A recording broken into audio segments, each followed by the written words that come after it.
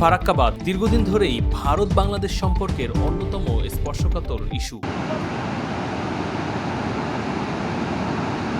1975 সালে ভারতের পশ্চিমবঙ্গে গঙ্গা নদীর উপর এই বাঁধ চালু হওয়ার পর থেকেই বাংলাদেশ শুষ্ক মৌসুমে পানির প্রবাহ কমে যাওয়া, নদী ভাঙন, লবণাক্ততা বৃদ্ধি, কৃষি ও জীববৈচিত্র্যের ক্ষতিকর অভিযোগ করে আসছে। অন্যদিকে ভারতের দাবি হলো কলকাতা বন্দরের নাব্যতা রক্ষার জন্য এই প্রকল্প প্রয়োজনীয় ছিল। 1966 সালে দুই দেশ 30 বছরের গঙ্গার পানি বন্টন চুক্তি স্বাক্ষর করে। সেই চুক্তির মেয়াদ 2026 সালের ডিসেম্বর পর্যন্ত। ফলে নতুন চুক্তি বা বিদ্যমান চুক্তির নবায়ন এখন দুই দেশের কূটনৈতিক সম্পর্কের সবচেয়ে গুরুত্বপূর্ণ আলোচ্য বিষয়ে পরিণত হয়েছে। বর্তমানে বাংলাদেশের বিভিন্ন মহল থেকে বলা হচ্ছে, নতুন চুক্তিতে শুধু পানি ভাগাভাগি নয়, বরং জলবায়ু পরিবর্তন, নদীর স্বাভাবিক প্রবাহ, পরিবেশ সংরক্ষণ এবং ভবিষ্যতে পানির চাহিদাকে গুরুত্ব দিতে হবে। একই সময়ে ভারতের পক্ষ থেকে আলোচনা চালিয়ে যাওয়ার ইঙ্গিত পাওয়া গেছে। তবে শুধু ফারাক্কাই নয়, দুই দেশের সম্পর্কে আরও কিছু জটিল ইস্যু রয়েছে। তিস্তার পানি বন্টন, সীমান্তে হত্যা, অবৈধ অনুপ্রবেশ, বাণিজ্য ভারসাম্য এবং